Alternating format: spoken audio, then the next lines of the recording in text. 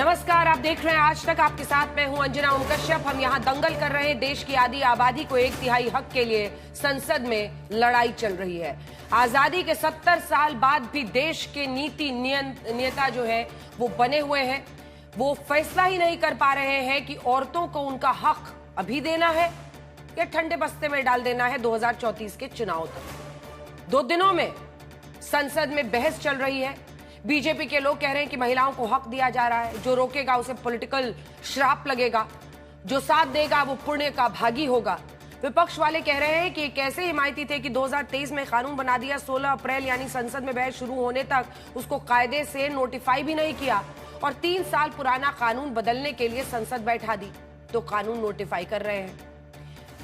उधर मोदी सरकार पूरी कोशिश कर चुकी है। राजनीतिक दलों से बातचीत कर ली, संविधान के जानकारों की राय ले ली, पार्टी नेताओं को चिट्ठी लिख ली, खुला पत्र तक छपा दिया। संसद में खुद प्रधानमंत्री ने बार बार सबका साथ मांगा, लेकिन विपक्ष अड़ा है।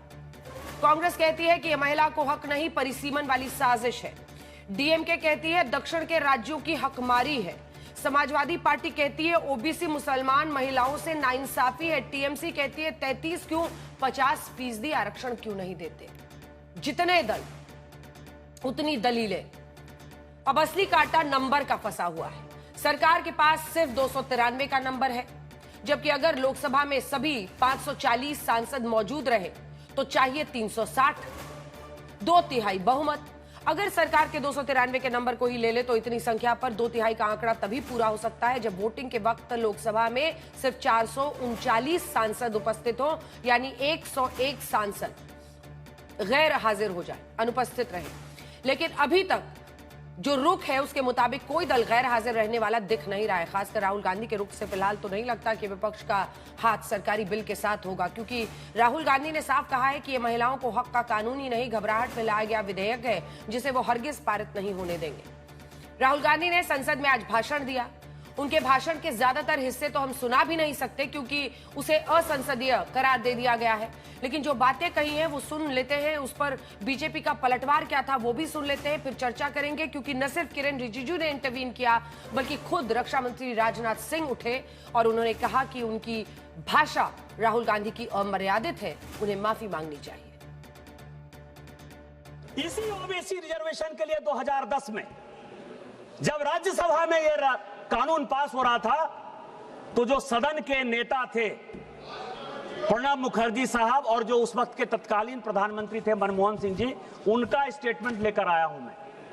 उन्होंने कहा कि मरते दम तक कांग्रेस किसी ओबीसी में महिला को रिजर्वेशन नहीं दे सकती। इसी शेड्यूल कास्ट शेड्यूल ट्राइब के प्रमोशन के रिजर्वेशन के लिए जब इसी लोकसभा में कानून आया तो समाजवादी पार्टी के, सुनिएगा अखिलेश जी, आपके सांसद यशवीर सिंह जो शेड्यूल कास्ट थे उनको इसी वेल में मैडम सोनिया गांधी ने पीटा। आप आदिवासी की बात करते हो, शेड्यूल कास्ट की बात करते हो। The first truth is that this is not a women's bill. This is nothing to do with the empowerment of women. There is a women's bill. It was passed in 2023 in this house itself. And my friends and teachers in the BJP said that it will be implemented in 10 years' time. That is the women's bill. This is an attempt to change the electoral map of India, using and hiding behind India's women. And actually it is a shameful act, because instead of giving them women's reservation, which is very easy to do and every single opposition person will support it right now, bring that old bill back right now and we will help you pass it for implementation from this second. Now, that is the women's bill. Sonia Gandhi ji ने कहा कि जातिगत जनगणना संविधान के दायरे में नहीं है, हम इसका विरोध करते हैं। चिदंबरम साहब ने कहा, मैं 2011 की बात कर रहा हूं, चिदंबरम साहब ने कहा कि जातिगत जनगणना जो है इस देश को डिवाइड करेगी। प्रणब मुखर्जी जी लीडर थे, उन्होंने कहा कि जातिगत जनगणना 1931 के बाद से नहीं हुई है, किसी कीमत पर नहीं होगा। और अंत में मनमोहन सिंह जी ने तो और भी रिकॉर्ड तोड़ दिया सर। उन्होंने कहा कि हमारी सरकार रहे या जाए, इसी सदन हम जातिगत जनगणना नहीं करेंगे।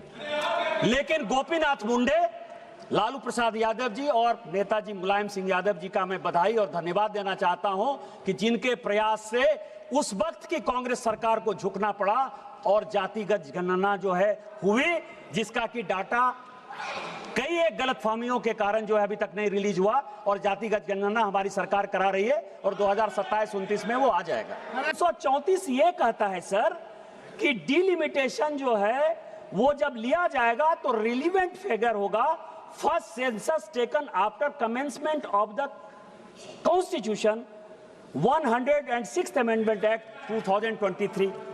पॉपुलेशन को क्राइटेरिया बनाया जाएगा, ये हम आप सबों ने पास किया सर। अब पॉपुलेशन को यदि क्राइटेरिया मानेंगे, यदि आप ही की बात सही और सबों ने पास किया है, इसमें Bharatiya Janata party, Congress, TMC, DMK, Samajwadi party, जितना पार्टी है सब इसके दोषी हैं। उनके हिसाब से लिख लीजिए मेरी बात, क्योंकि आप अमेंडमेंट तो नहीं कर रहे हो, आप कॉन्स्टिट्यूशन में चेंज तो नहीं करने दे रहे हो, आप तो विरोध कर रहे हो। यूपी में सीट होगी 87, जो पॉपुलेशन है, जो 2011 का सेंसस है, निशिकांत जी जो आपने पेश किया, हमको एड्रेस करिए सभापति महोदय, जो इन्होंने पेश किया, और आज जो 2011 का सेंसस है, मैंने तो 2026 का सेंसस लिया ही नहीं है, मैं 2011 के सेंसस के आधार पर कर रहा हूं। आप उनको यूपी में सीट होगी 87, बिहार में सीट होगी 47, महाराष्ट्र में सीट होगी 49, वेस्ट बंगाल में सीट होगी केवल 38, मध्य प्रदेश में सीट होगी 34, राजस्थान में सीट होगी 32, तमिलनाडु में सीट होगी, जो इतना हंगामा कर रहे हैं काला कपड़ा पहन के, केवल और केवल 29, गुजरात में होगी 28, कर्नाटक में होगी 26, आंध्र प्रदेश में होगी 20, उड़ीसा में 18, झारखंड मेरे राज्य में होगी 16। मैं एक ऐसा भागा राज्य। इस बीच राहुल गांधी ने आज हंगामेदार भाषण दिया और उनका एक्स पर एक पोस्ट आया। राहुल गांधी ने लिखा है कि यह महिला आरक्षण बिल नहीं है, इसका महिलाओं से कोई संबंध नहीं है, यह बिल ओबीसी विरोधी है, यह बिल SC/ST विरोधी है, यह बिल एंटी नेशनल है, दक्षिण, उत्तर पूर्व, उत्तर पश्चिम और छोटे राज्यों के खिलाफ है। हम भारत जोड़ने वाले न किसी का हक छीनने देंगे, न देश को बंटने देंगे। इस बीच आइए सीधे लिए चलते हैं आपको लोकसभा में। इस वक्त बीजेपी के सांसद रविकिशन मौका मिलेगा, हमके सब गांव का बहन बिटिया कहत रहनी, सिद्धार्थ नगर आपका क्षेत्र इतना बड़ा, देवरिया इतना बड़ा, कुशीनगर इतना बड़ा, कहा इतना, अरे बहन बिटिया कहत रहनी, कुल नेता हैं, जन ग्राम पंचायत में हैं, सदस्य हैं, महिला मोर्चा में हैं, कि भैया अब हमनी के मौका मिली, भैया हम लोग भी आएंगे, सदन में आवाज उठाएंगे, महिलाओं की आवाज, अब उन पर अपराध होगा, दरवाजा नहीं ठोकेंगे। आपका भी प्रचार तो आपकी पत्नी ही करती है। हाँ, हमारे वाह, हमारा प्रचार 1 लाख वोट, मुझे लाखों वोट मिलता है, मेरा 1-1.5 लाख वोट मेरी धर्मपत्नी लेके आती है और मैं उनके पैर छूता हूँ। और लोग भी 3 बिटिया है मेरी, एक बिटिया स्नाइपर आर्म फोर्स की तैयारी कर रही है, तो आप पन्नी के पैर छुए लेना। हम छुई ला और सबके बड़ा विरोधी लोग के बड़ा कष्ट भाई, और क्यों नहीं छूना चाहिए, यही लक्ष्मी है, वही देवी है। हमारे दुख में जब मेरे पास पैसा नहीं था, मैं जब सिनेमा में स्ट्रगल करता था, वो गरीबी में मेरी पत्नी मेरा साथ दी, तो मैं क्यों नहीं उसका पैर छूना, वो छुआने नहीं देती, वो जब वो सो गहरी नींद में रहती है तब हम उनके पैर छूते और छूना चाहिए, ये विरोधियों को भी छूना चाहिए जो महिला के विरोधी हैं।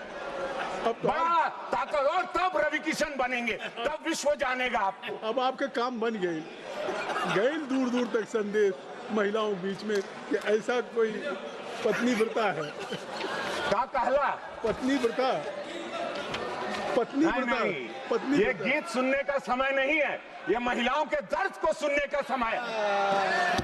जहां लोग अपने गार्डन की कहानी सुना के चले गए, जहां प्रधानमंत्री का अपमान करते गए।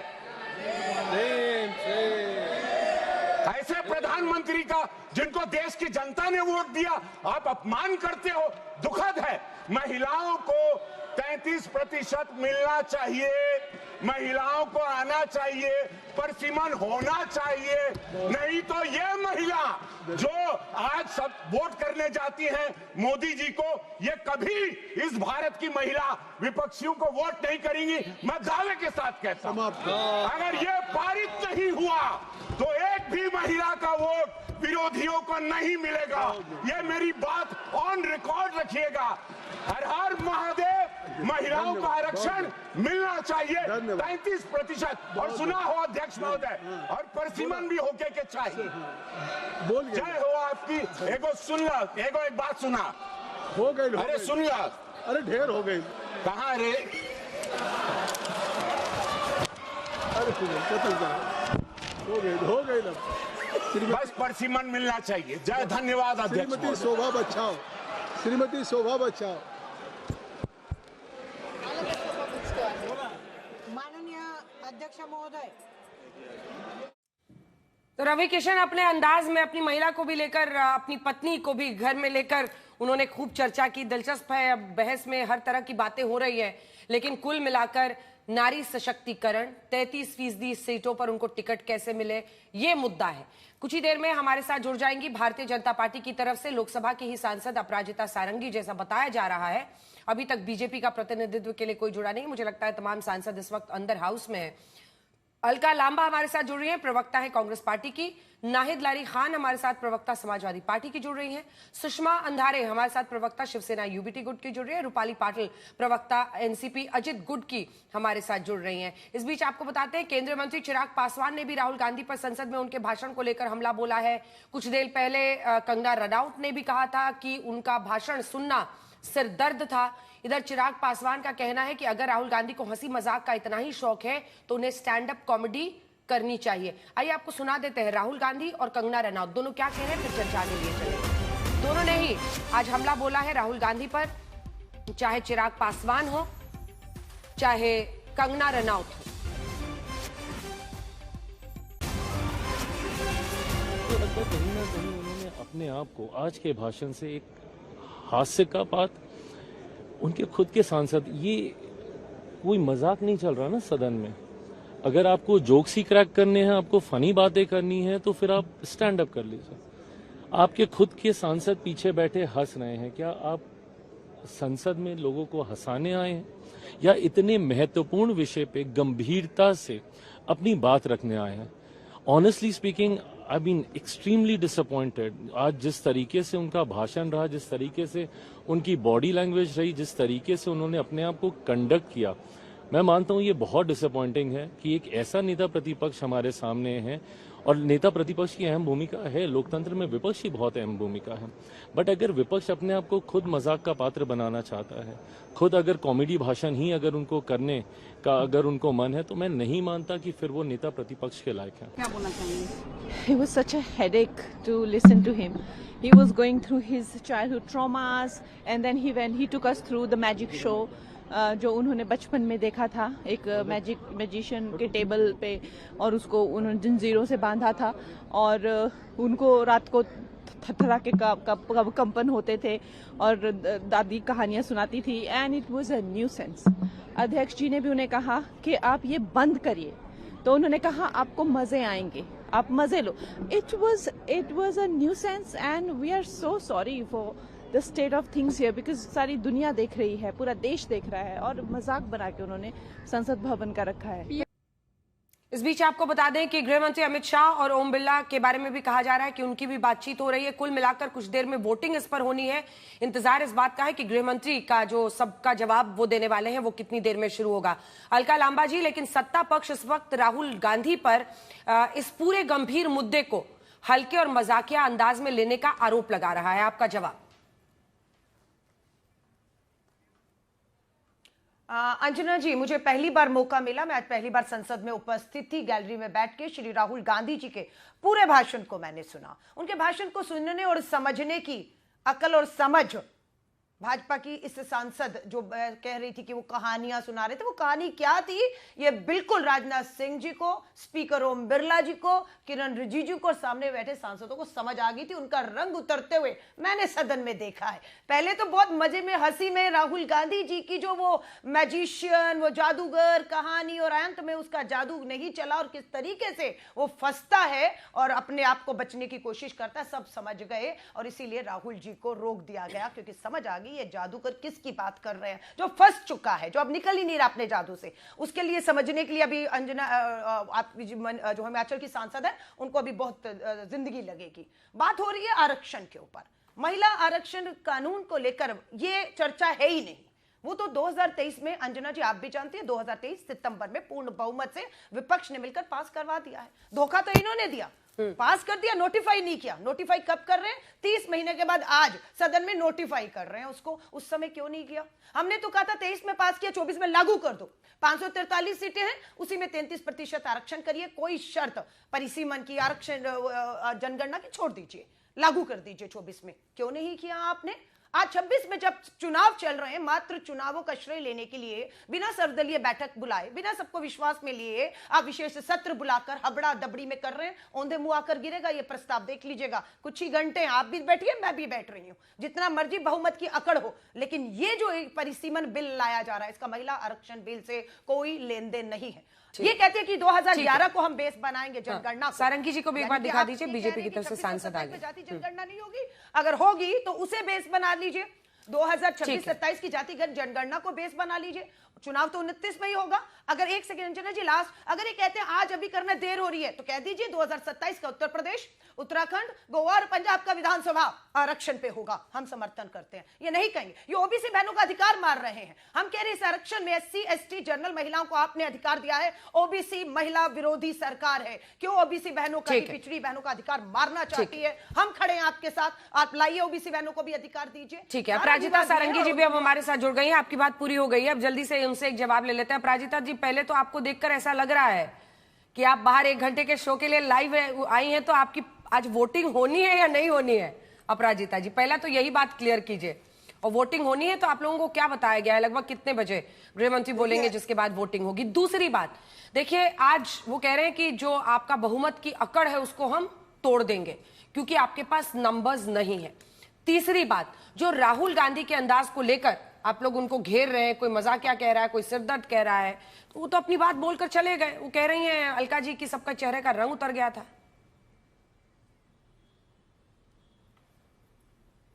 देखिए, ऐसा है कि किसी के चेहरे का रंग नहीं उतरा था। हम संसद की मर्यादा और संसद की गरिमा को दृष्टिकोण में रखकर कार्य करते हैं और हम लोग जितने सांसद हैं, हम लोग शांत भाव से बैठे थे और यह स्टैंड अप कॉमेडी का आनंद भी एक तरह से ले रहे थे। पहली बात यह है कि जहां तक ये ओबीसी कहते हैं, मुझे ये बताएं, सितंबर 2023 मध्यरात्रि जब लोकसभा में इसे बहुत अच्छे ढंग से सबने मिलकर सामूहिक तरीके से पारित किया, उस समय तो ओबीसी की बात इन्होंने कही ही नहीं थी। उस समय तो SC ST की बात थी और SC ST को रखा गया। और जहां तक ओबीसी का सवाल है, ओबीसी भाई और बहन जानते हैं कि यह सरकार, प्रधानमंत्री मोदी जी की सरकार और हम सब भारतीय जनता पार्टी के लोग उनके साथ खड़े हैं और उनके लिए जो भी करना होगा करेंगे। लेकिन जहां तक इस नारी शक्ति वंदन अधिनियम का सवाल है, जो 33% हमने आरक्षण किया है, उसी आरक्षण में से 33% हमारी SC ST बहनों को भी दिया जाएगा। इसको हम लोगों ने सबने पारित किया था। ये भूल रहे कि इन्होंने क्या पारित किया था। एक दूसरा, मैं कह दूं कि ये सब पढ़े लिखे लोग हैं, इन्हें जानना चाहिए कि बिना लोक संख्या जाने हुए, जनगणना के बिना और एक सेकंड आपको टोक रही हूँ मैम, इस बीच खबर ही आ रही है राहुल गांधी पर FIR दर्ज करने का आदेश जारी किया गया है और दोहरी नागरिकता का ये मामला, जिसमें दोहरी नागरिकता मामले में FIR दर्ज करने का आदेश दिया गया है। ये बड़ी खबर है क्योंकि ये कोर्ट की तरफ से कहा गया है, हाई कोर्ट की लखनऊ बेंच का ये आदेश है। राहुल गांधी पर दोहरी नागरिकता मामले में FIR दर्ज करने का आदेश है। संतोष हमारे सहयोगी इसी खबर पर जुड़ रहे हैं। संतोष, पूरा मामला बताएं हमारे दर्शकों को एक बार और इसके क्या मायने हैं। गांधी की दोहरी नागरिकता, यानी कि राहुल गांधी भारतीय नागरिक होने के साथ साथ ब्रिटिश नागरिक भी हैं, इसको लेकर के एक पिटीशन दायर की गई थी लखनऊ बेंच में, और इसमें एफआईआर की मांग की गई थी कि रायबरेली में इस पर एफआईआर हो दोहरी नागरिकता के मुद्दे पर। इसी पर सुनवाई करते हुए हाईकोर्ट की लखनऊ बेंच में जस्टिस सुभाष विद्यार्थी की बेंच ने इस पूरे मामले में अपना ऑर्डर दिया है, राहुल गांधी के खिलाफ एफआईआर दर्ज करने के आदेश दिए। और सबसे बड़ी बात कि इस पूरी एफआईआर पर राहुल गांधी के खिलाफ जो एफआईआर होगी वो रायबरेली कोतवाली में होगी, और इसकी जांच सेंट्रल एजेंसी करेगी, यानी उत्तर प्रदेश पुलिस नहीं करेगी। इसकी जांच सीबीआई या कोई भी सेंट्रल एजेंसी करेगी, जिसको रिफर करेंगे। लेकिन इतना जरूर है कि उत्तर प्रदेश पुलिस इस एफआईआर की जांच नहीं करेगी। लेकिन राहुल गांधी की दोहरी नागरिकता का मुद्दा जो करीब 2.5 साल से लंबित चल रहा था, रायबरेली कोर्ट से लेकर लखनऊ बेंच तक, उसमें एफआईआर हो गई है। यानी कि राहुल गांधी दोहरी नागरिकता जो चैलेंज की गई थी कि राहुल गांधी दोहरी नागरिकता रखते, भारतीय नागरिक होने के साथ साथ वो राहुल विंसी के तौर पर उन्होंने एमफिल की डिग्री ली, और उसके साथ। ठीक है, ये खबर है, इस खबर पर हमारी नजर बनी रहेगी। इस बीच चूंकि लोकसभा से बाहर निकलकर अपराजिता जी हमारे साथ जुड़ी हुई हैं। अपराजिता जी, पहले तो बताइए आज वोटिंग होनी है नहीं होनी है, क्या बताया गया है? देखिए, ऐसा है कि 6 बजे शाम आदरणीय गृह मंत्री जी हमें संबोधित करेंगे, और उसके बाद क्या करना है वो हम सबको आदेश मिलेगा, हम सबको, सांसदों को, ओम बिरला जी भी कहेंगे, और तब उसके बाद हम तय करेंगे। दूसरी बात मैं कहना चाहूंगी कि कल जितने लोगों ने अपने वक्तव्य दिए इनकी तरफ से, ऑपोजिशन बेंच की तरफ से, गजब का विरोधाभास मैंने देखा। कुछ सांसदों ने कहा कि भाई इन्होंने देर कर दी, कुछ लोगों ने कहा अरे इतनी हड़बड़ी क्या है। 27 वर्षों तक इन्होंने टालम टोल किया, देर किया। 2010 और 14 की बात हम सबको पता है, चाहते तो करवा लेते, नहीं करवा पाए अलग बात है। और उसके बाद 27 साल करने के बाद अब ये कह रहे हैं कि नहीं, अब अभी इन लोगों ने देरी कर दी। 2023 में क्यों नहीं हुआ मैं बता दूं, उसके 1 साल के बाद जनरल इलेक्शंस थे। जब जनरल इलेक्शंस होते हैं उस समय सेंसस और डिलिमिटेशन बहुत बड़ा एक्सरसाइज है, वो नहीं हो सकता है। तो अब जब हम चाहते हैं कि ये हो जाए, 3 बिल आए, सेंसस और परिसीमन। लेकिन अपराजिता जी, यही तो मेन बात है जो, सुनिए ना अपराजिता जी, यही तो मेन बात है। ये नारी शक्ति वंदन अधिनियम तो है नहीं, वो तो आपने पास करा लिया है। वो कह रहे हैं कि इसकी आड़ में आप डीलिमिटेशन, इससे जोड़कर डीलिमिटेशन जल्दी से करा रहे हैं, जिससे डिसएडवांटेज विपक्ष हो जाए। ये है उनका आरोप। छोटा सा जवाब इस पर, इसके बाद आने वाले। देखिए, यही समझने की बात है। मैंने कहा था कि ये शिक्षित है या नहीं, अब मुझे संदेह हो रहा है। देखिए, वो तीनों बिल तो पढ़े हैं कि नहीं, इस पर भी मुझे संदेह है। ऐसा है कि सेंसस और डिलिमिटेशन के बिना नारी शक्ति वंदन अधिनियम का कार्यान्वयन हो ही नहीं सकता है। ये पढ़े तो सेंसस कराना है, डिलिमिटेशन कराना है। सेंसस का कार्य शुरू हो गया है, कास्ट सेंसस भी चल रहा है, लेकिन हम लोगों को हड़बड़ी है, इनको हड़बड़ी है। हम सब चाहते हैं कि देश की आधी आबादी नहीं रुकेगी, नहीं इंतजार करेगी, और इसलिए आदरणीय प्रधानमंत्री जी की सरकार ने एक बहुत ही अच्छा फॉर्मूला लाया संसद को, और हम सबसे चर्चा कर रहे हैं कि भाई 2011 को लेकर आप जो जितनी लोक संख्या 2011 में है उसको लेकर आप परिसीमन करा लें, मतलब revisiting the boundaries, drawing the territorial map. और 50% ठीक है अलका जी, परिसीमन तो होना ही है, परिसीमन तो होना ही है 26 के बाद। ठीक है, परिसीमन तो होना ही है। और अगर 50% का फॉर्मूला सरकार देती है तो किसी राज्य के साथ अन्याय भी नहीं होगा। ऐसे में अगर एक सूरत बन रही है कि 29 में लागू हो जाए, तो क्या सबको फिर से साथ नहीं देना चाहिए? राइट। अंजना जी, मैं आपसे सवाल पूछती हूँ, 2029 में लागू होना है, उससे पहले तो अभी लागू नहीं कर रहे ना 29 में। तो 29 में जब लागू होना है तो 2011 की जनगणना क्यों? 2011 की जनगणना क्यों? 2011 का सेंसस आधार ही नहीं बनाया जा रहा है। एक सेकंड अलका जी, मैं फिर बता रही हूं। आपने चूंकि पूछा, आपको बता दे रही हूँ, 2011 के सेंसस को नहीं इसमें माना जा रहा है। इसमें सिंपल फॉर्मूला है, 2011 सेंसस से कोई लेना देना नहीं है, वो सेंसस से डीलिंग कर रहे हैं, क्योंकि दक्षिण के राज्य और कई सारे राज्य जिन्होंने पॉपुलेशन कंट्रोल किया वो डिसएडवांटेज पर हो जाएंगे, इसीलिए 50% का फॉर्मूला बनाया जा रहा है।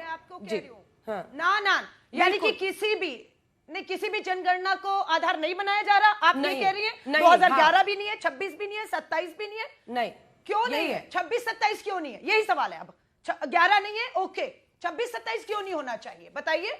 26-27 में पता लग जाएगा कितनी SC, ST और OBC बहनें हैं, उतना ही उनकी भागीदारी भी बढ़ेगी, क्योंकि उनकी जनसंख्या बड़ी है।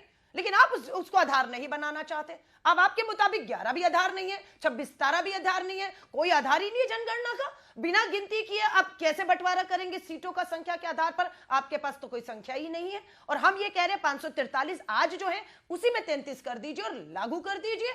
अब ये कहते हैं हबड़ा दबड़ी, हम हबड़ा दबड़ी स्पेशल सेशन बुलाने को कह रहे हैं कि आपने जो खास सत्र बीच चुनाव में बुला लिया है 3 दिन का, इसकी क्या हबड़ा दबड़ी थी? लागू करने की हबड़ा दबड़ी तो आपको ना पहले थी ना आज है। आप ही ने कहा था 10 साल बाद 2034 में लागू। जवाब दीजिए इसका। आप ही ने 2023 में दो पॉइंटेड सवाल है उनके। एक तो आपका सेंसस अगर 27 में पूरा हो रहा है तो आप उसके आधार पर क्यों नहीं लागू करते हैं, ये उनका पहला प्रश्न है। दूसरा प्रश्न उनका यह है कि हबड़ा तबड़ी आपने स्पेशल सेशन बुलाने में क्यों की है? अभी तो 23 और 29 को माफ कीजिएगा वोटिंग है बंगाल में, और वोटिंग के एंड पहले एक सप्ताह पहले। नहीं, देखिए ऐसा है कि देश में चुनाव का माहौल हमेशा बना रहता है। अभी तो केरला और आसाम का चुनाव खत्म हो गया। अगर करना था तो केरल के चुनाव के पहले हम करते, अगर किसी तरह की मंशा थी हमारी। तो हर महीने कहीं ना कहीं चुनाव लगे रहते हैं, चुनाव के साथ इसे जोड़ना नहीं चाहिए, पहली बात ये। और दूसरा मैं कह दूं कि इन्हें समझना होगा कि ये जो सेंसस है ये बहुत बड़ा एक्सरसाइज होता है। ये 2028 के पहले खत्म हो ही नहीं सकता है, एक। दूसरा मैं कह दूं कि इससे जुड़ा हुआ है परिसीमन, और परिसीमन और सेंसस जब तक चलेगा, मैं आपको बता दूं जो 2002 में परिसीमन हुआ था उसके रिकमेंडेशन 2008 में आए। मैं आपको बता दूं, अगर सरकार बहुत जल्दी भी करती है, बहुत शीघ्र भी करना चाहती है, फिर भी 2029 के पहले सेंसस और परिसीमन नहीं हो सकता है। ये इन्हें समझना होगा, ये समझना नहीं चाहती हैं और व्यवधान खड़ा करती है समाधान। नहीं जी, ठीक है ठीक है, अपराजिता जी थोड़ा सा रुक जाइए। ये देश की आधी समाजवादी पार्टी की तरफ से लाली जी, जिस तरह से नाहिद जी एक सेकंड एक करके 3 लोग हैं, वो महिलाएं भी बोल ले जरा, वो अपना चेहरा सिर्फ दिखाने तो आई नहीं है, वो भी अपनी बात कहेंगी अपनी पार्टी की तरफ से। नाहिद जी, मेरा प्रश्न आपसे सीधा है। प्रधानमंत्री ने जिस तरह से अखिलेश यादव के बारे में कहा कि वो तो साथ देते हैं हमारा, कई लोग ये मान रहे हैं और सरकार की बात भी हो रही है, कई लोग मान रहे हैं, क्या ऐसी कोई भी सूरत बनती दिख रही है जिसमें समाजवादी पार्टी के सांसद गैर हाजिर रहे? क्योंकि कांग्रेस के बाद तो बड़ी पार्टी आप हैं। नहीं, देखिए जिस प्रकार से माननीय अखिलेश यादव जी कह रहे हैं कि हम महिला आरक्षण बिल के समर्थन में हैं, लेकिन महिला आरक्षण बिल की आड़ में आप जनगणना नहीं कराना चाहते, आप जातिगत जनगणना नहीं कराना चाहते, और फिर आप परिसीमन के जरिए सत्ता पर सदा बने रहने की साजिश रचना चाह रहे हैं। और आप ओबीसी महिलाओं का और मुस्लिम महिलाओं का आरक्षण पर भी डंडी मारने का काम करना चाहते हैं। और मैं भी सुन रही थी, बीजेपी की सांसद कह रही थी कि जब 2023 में ये बिल पारित हुआ तब किसी ने नहीं कहा हाउस में कि ओबीसी आरक्षण लागू हो। ये बिल्कुल सरासर झूठ बोल रही है, ऑन रिकॉर्ड है। ऑनरेबल डिंपल यादव जी ने बहुत जोर देकर हाउस में कहा था कि ओबीसी महिलाओं को आरक्षण विदिन आरक्षण मिले, अल्पसंख्यक महिलाओं को आरक्षण विदिन आरक्षण मिले, तब बीजेपी इसका अपोज कर रही थी। पारित किया ये तो आपको नहीं, अब देखिए मैं बीच में नहीं बोल रही थी, मैं बीच में नहीं बोल रही थी। अंजना जी देखिए, दिस इज नॉट राइट। आप ये समझिए अंजना जी, नहीं अंजना जी देखिए, ये समझिए कि बीजेपी का ये खेला है कि चित भी मेरी पट भी मेरी। बेसिकली ये बीजेपी का चीप पॉलिटिकल स्टंट है, चीप पॉपुलैरिटी के लिए है, चीप पॉलिटिकल स्टंट। चित भी मेरी पट भी मेरी, चित ऐसे कि अगर सब लोग समर्थन कर देंगे विपक्ष तो हम परिसीमन के बहाने अपना जो है सत्ता में बने रहने की साजिश करने में कामयाब हो जाएंगे। दूसरा, ओबीसी महिलाओं जिनकी आबादी 66% है, उसमें 33% ओबीसी महिलाएं, उनका आरक्षण का हक डकारने में कामयाब हो जाएंगे, क्योंकि ये ओबीसी और एससी एसटी के सख्त कट्टर विरोधी पार्टी है। और अगर पट यानी विरोध करते हैं तो फिर हम चुनावी बेला चल रहे हैं, हम चुनाव में मंचों से कहेंगे अरे ये देखो विपक्ष ने, ममता दीदी के सांसदों ने जो है बिल का समर्थन नहीं किया, महिला आरक्षण बिल का समर्थन नहीं किया। तो ले लीजिए क्रेडिट का ब्लैंक चेक ले लीजिए। एक सेकंड नहीं जी, क्या इस बात में दम नहीं है? एक सेकंड सुनिए ना, क्या इस बात में दम नहीं है कि पिछली बार जब नारी शक्ति वंदन अधिनियम पर सब पार्टियों ने सर्वसम्मति से उसको पास कराया तो सबकी प्रशंसा हुई और जनता में भी एक मैसेज गया कि देखिए इस मुद्दे पर सारी पार्टियां एक है। आपको नहीं लगता है कि ऐसे वक्त पर भी अगर साथ मिल जाए तो सबको क्रेडिट मिलेगा, लेकिन अगर गिर जाता है तो बीजेपी कोई कसर नहीं छोड़ेगी क्रेडिट लेने में और आप लोगों को ये बताने में कि देखो इन्होंने गिरा दिया?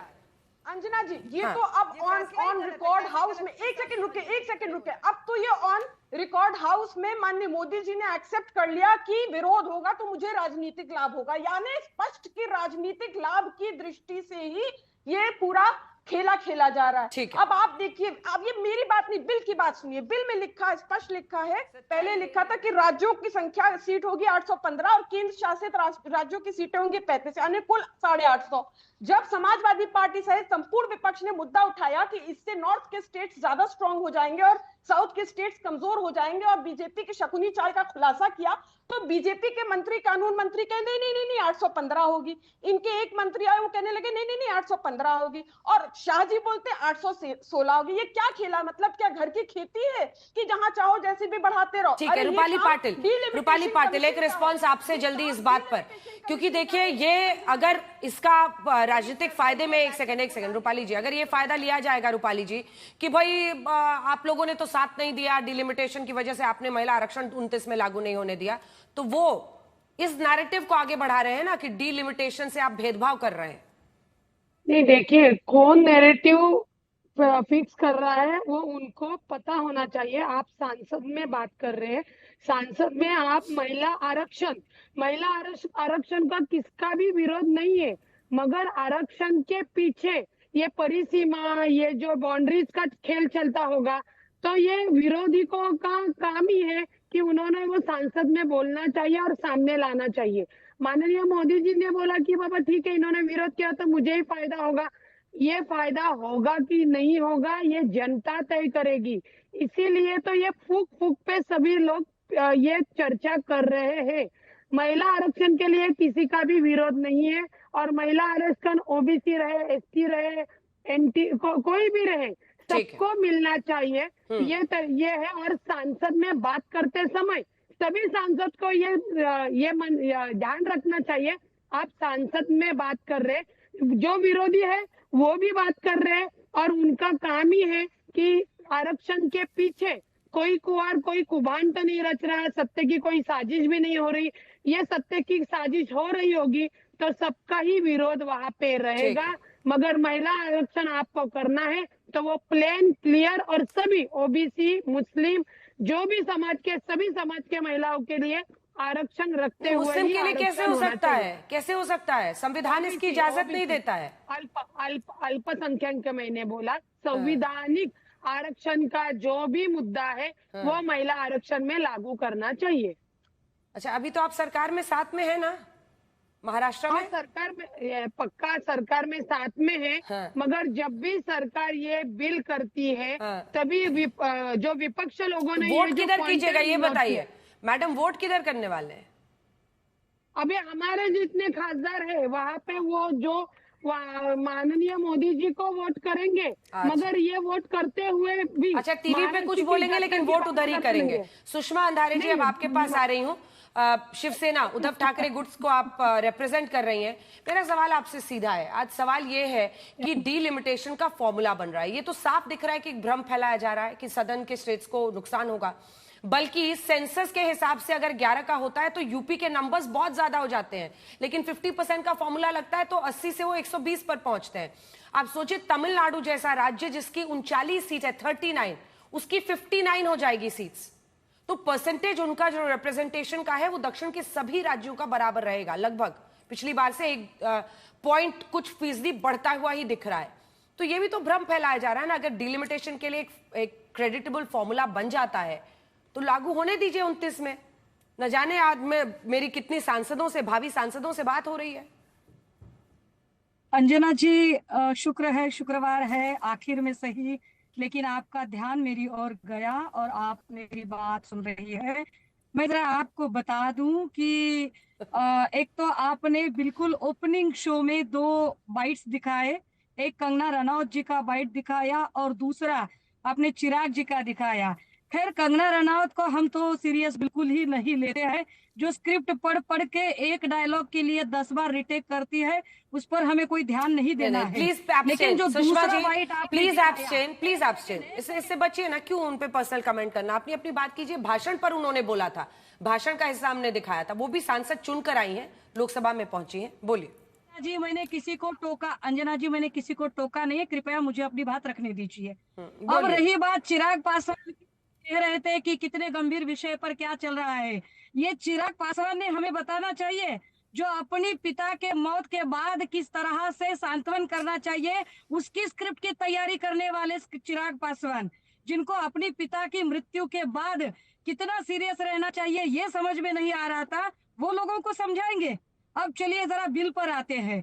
परिसीमन का बिल अलग है और महिला आरक्षण का बिल अलग है। एक महिला होने के नाते महिलाओं को आरक्षण होना चाहिए और संसदीय राजनीति में हमें प्रतिनिधित्व चाहिए, ये हमारी बिल्कुल मांग है और जायज मांग है। किंतु हमें ये तो बताइए भैया कि इस सारे आरक्षण में शेड्यूल कास्ट की महिलाओं का हक कितना है, शेड्यूल ट्राइब की महिलाओं का हक कितना है, माइनॉरिटीज का हक कितना है। और खासकर जो आपने कहा कि एक भ्रम फैलाया जा रहा है कि साउथ के स्टेट सिर्फ स्ट्रांग हो रहे हैं और नॉर्थ के हो रहे हैं और साउथ के नहीं, ये भ्रम नहीं, ये वास्तव है। अंजना जी, मैं समझ सकती हूँ कि आपके दिल में मोदी जी और बीजेपी के लिए काफी लगाव है। आपके साथ प्रॉब्लम क्या है ना सुषमा जी, कि आप जैसा इधर तू मैं और उल्टी सीधी बातों करने के लिए मेरे पास टाइम है नहीं। तो सवाल यह है कि गृह मंत्री अमित शाह ने जो सदन में कहा है मैंने वो बताया है, और इस तरह की अपमानित भाषा और अपमानित तरीके से बात आपको करना है तो आप मेरा शो छोड़कर जा सकती हैं। आप जैसी सम्मानित महिलाओं से सिर्फ इतना निवेदन है कि थोड़ा सा विषय पर रहिए। विषय के प्रति अगर आप ईमानदार होंगी तो सबके बारे में मीन मेक लगाने से पहले अंदर देखेंगी और झांकेंगी। आपने उद्धव ठाकरे और अपनी पार्टी को तो डिफेंड ही नहीं किया, आप राहुल गांधी के डिफेंस में आई। लेकिन मैं फिर भी आपका अपमान नहीं करूंगी ये कहकर कि आपके दिल में कौन बसता है। अपराजिता सारंगी जी, उनकी बातों का जवाब दीजिए। आज चर्चा इस बात को लेकर है ना कि गृह मंत्री 50% का कमिटमेंट तो कर रहे हैं, लेकिन वो लिखा हुआ कहां पर है? क्योंकि मेरे हाथ में भी 131वां संशोधन है संविधान का, लेकिन वो 50% का फॉर्मूला तो नहीं लिखा है, वो कहां है? बिल्कुल यही कहां है? मैं मानती हूँ 50% का फॉर्मूला वहां नहीं लिखा है, लेकिन जब फ्लोर पर आदरणीय गृह मंत्री जी ने कहा है तो मुझे लगता है थोड़ी आस्था उन पर होनी चाहिए, सरकार पर। संसद भवन में बीजेपी की बड़ी बैठक शुरू हो गई है और नितिन नवीन के साथ बीजेपी नेताओं की बैठक चल रही है। बीजेपी अध्यक्ष नितिन नवीन इस वक्त बीजेपी नेताओं के साथ बैठक कर रहे हैं। बैठक में विनोद तावड़े, मनसुख मंडाविया, तरुण चुग मौजूद है। महिला आरक्षण बिल को लेकर रणनीति पर मंथन हो रही है, मंथन विचार हो रहा है इस वक्त। इस पर हम जाएंगे जैसे ही और भी जानकारी इसके बारे में आती है। अपराजिता जी, आप ये कह रही हैं कि गृह मंत्री की बात पर भरोसा कीजिए, लेकिन विपक्ष तो ये पूछ रहा है ना कि बात से थोड़ी चलता है। नहीं, मुझे नहीं, मैंने ऐसा नहीं कहा। मैं समझ रही हूँ अंजना जी, मैं समझ रही हूँ आपकी बात, आप सही कह रही है। मैं तो प्रशासिका थी, मैं जानती हूँ कि बात पर भरोसा नहीं किया जा सकता है, लेकिन मैं कह रही हूँ कि गृह मंत्री ने देश के समक्ष ये कहा है। इसके बाद ऐसा होता है कि शेड्यूल भी निकलता है, शेड्यूल भी अटैच होता है, एडेंडम भी निकलते हैं। तो आज हम उन्हें सुन ले, आज वो 6 बजे हमें संबोधित करेंगे और 6 बजे संबोधन के बाद ये इस तरह के प्रश्न किए जाएं तो अच्छा लगेगा। अभी थोड़ी अपरिपक्वता होगी, हमारी तरफ से भी कुछ भी कहना ठीक नहीं होगा। अभी हम उन्हें 6 बजे सुन ले और सरकार की क्या मंशा है, वो 50% की चिट्ठी लिखेंगे, क्या करेंगे वो आज बताएंगे, उसके बाद हम चर्चा करें तो बेहतर होगा। ठीक है अलका जी, आप अपनी बात कहिए, लेकिन इसी के साथ जो प्रधानमंत्री ने कहा अंतरात्मा की आवाज सुनकर वोटिंग करें, कई लोग और खासतौर पर बीजेपी के जो सांसद है वो ये कह रहे हैं कि हो सकता है क्रॉस वोटिंग हो जाए, आपको ऐसा लग रहा है? अंजना जी, प्रधानमंत्री जी के लिए राहुल गांधी जी ने मैजिशियन, जादूगर शब्द का इस्तेमाल किया नहीं। प्रधानमंत्री मोदी जी खुद अपने बारे में कहते हैं, सुनिए। उनको भी पता नहीं चला कि मोदी एक ऐसा जादूगर है। ये प्रधानमंत्री जी अपने भाषणों में कहते हैं कि विपक्ष को भी नहीं पता मैं कितना बड़ा जादूगर हूं। उसी जादूगर को आज एक्सपोज करने का काम राहुल गांधी जी ने किया, जो खुद अपने आप को कहते थे। धन्यवाद करती हूं अंजना जी आपका, एक्सपोज किया भाजपा की सांसद को आपने ये सवाल करके। मैं भी सदन में थी, मुझे लग रहा था वो सो रही हैं। वो हमसे कह रही थी कि आपने ये संशोधन पढ़ा ही नहीं, हमें कह रही थी। आपने इनसे सवाल जब किया कि ये आपने भी पढ़ा है और आपने खुद देखा कि 50% का जिक्र कहीं है ही नहीं। अब वो खुद मान गई है, हाँ है नहीं, पर गृह मंत्री ने अपने भाषण में कहेंगे। कब कहेंगे? 2 दिन की चर्चा समाप्त हो गई, वोटिंग होने जा रही है और अब गृह मंत्री जी 6 बजे आकर ना वो 50% का फार्मूला संशोधन में रखने वाले हैं। चर्चा तो खत्म हो गई, बिल आपका गिरने वाला है और आपने खुद का 2011 को बेस नहीं बनाएंगे, फिर आपने कहा बेस बनाएंगे तो असंतुलन होगा, है ना, आप ही ने कहा है। तो यानी कि 50% वाले फार्मूला आप भी अंजना जी समझ रही है, ठीक है, हम भी समझ रहे हैं, लेकिन वो फार्मूला लिखित तौर पर सदन में 2 दिन की चर्चा में क्यों नहीं लाया गया? क्यों? क्योंकि भाजपा खुद नहीं चाहती है कि ये हो। क्यों? क्योंकि सिर्फ चुनाव के मद्देनजर राजनीतिक लाभ के लिए बंगाल और पूरे तमिलनाडु के सांसद हिस्सा नहीं ले पाए पूरी तरीके से, है ना, उनकी आवाज को कमजोर करने के लिए और चुनावी लाभ के लिए लाया गया और कोई मंशा नहीं, वरना नियत होती तो 29 को ले आते। अपराजिता जी, यही तो इशू है ना। देखिए, अनेकों प्रवक्ता अनेकों पार्टियों की मेरे साथ लगातार 2 दिन से बहस कर रही हैं, और आम आदमी पार्टी की प्रवक्ता, कांग्रेस की प्रवक्ताओं ने स्टूडियो में ही ये कमिट किया, मुझे नहीं पता वहां किया है नहीं किया, कि लिखित में ये दे तो कि 50% कर रहे हैं। आप एक IAS रह चुकी हैं, तो आपको तो अपराजिता जी पता है कि मतलब कुछ भी मौखिक जो है चलता नहीं है, मतलब आपको ये नहीं है। 50%।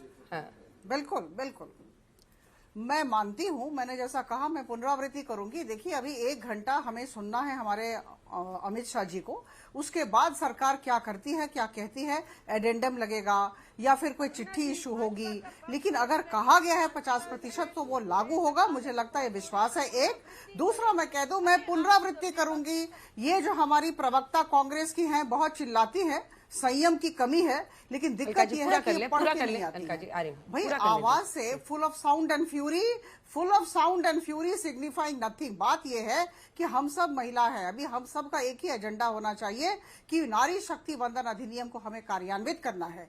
ये व्यवधान बाधा की सृष्टि कर रहे हैं, समाधान लेकर नहीं आते हैं, और इसके बाद ये देश की आधी आबादी को क्या उत्तर देंगे, उनकी आंखों में आंखें मिलाकर कैसे बातचीत करेंगे, यही हम सबको देखना है। ठीक है, अलका जी 2 लाइन में अपना जवाब दे दीजिए, मुझे नाहिद जी के पास जाना है इसके बाद तुरंत, बहुत देर से वो हाथ उठा रहे, जल्दी से अलका जी। धन्यवाद। अंजना जी, इनकी नियत साफ, देखिए ये विपक्ष का समर्थन चाहते हैं, हम समर्थन दें, लेकिन सर्वदलीय बैठक से प्रधानमंत्री जी भाग लिए, इन्होंने सर्वदलीय बैठक बुलाकर विपक्ष को विश्वास में लिए ही कब? और 50% वाला फार्मूला हमें अभी तक लिखित में दिया ही नहीं, लेकिन हम अंजना जी बहुत देर से आप हाथ उठा रही थी, बोलिए।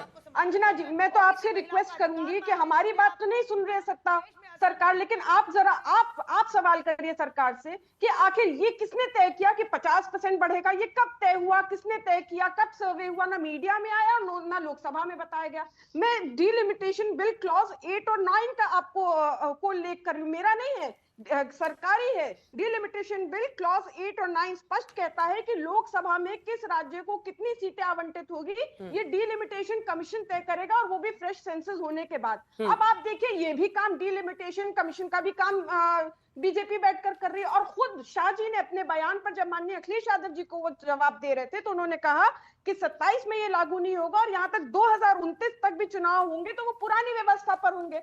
जब ये कहा तो अभी 2 हफ्ते पहले बजट सेशन खत्म हुआ, तब तो आपने कोई चर्चा नहीं की। जब 2029 में लागू ही नहीं होना है तो क्या जरूरत थी ऐसी आपाधापी में ये सेशन कॉल करने के लिए? इसीलिए कॉल किया ना, क्योंकि अपनी हार नजर आ रही है बंगाल चुनाव में भी और तमिलनाडु चुनाव में भी। और सीधा सवाल पूछ लेते हैं अपराजिता जी, क्या ये बंगाल चुनाव के लिए शगुफा है? क्योंकि अगर नंबर्स नहीं है, अगर बिल को गिरना ही है, तो क्या ये पॉलिटिकल स्टंट है?